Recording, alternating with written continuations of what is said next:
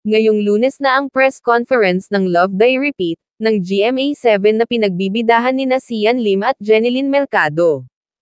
Excited na ang entertainment press sa presscon na ito dahil ito ang unang pagharap ni Sian sa press, after aminin nila ni Kim Chiu sa magkahiwalay na post na break na sila.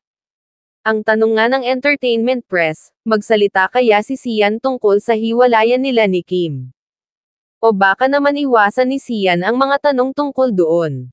Samantala, may isang taga-Viva Artists Agency ang inusisa kung magi-guest ba si Sian sa Fast Talk show ni Boy Abunda. Yes, may promo, sagot nito. So mag-open up kaya si Sian kay Kuya Boy ng tungkol sa detalye ng hiwalayan nila ni Kim. Iyan nga ang aabangan ng mga netizens. Samantala, ang ultimate star na si Jeneline Mercado ang bagong leading lady ni Sian Lim sa isang teleserye.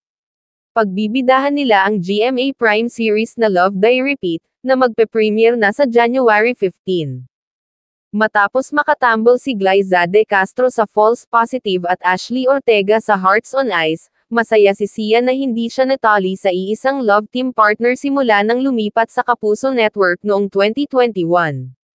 Nakatatlong palot man siya ng leading lady sa GMA, sinabi ni Sian na wala masyadong adjustments dahil huli agad niya ang ugali ng bagong on-screen partner na si Jeneline.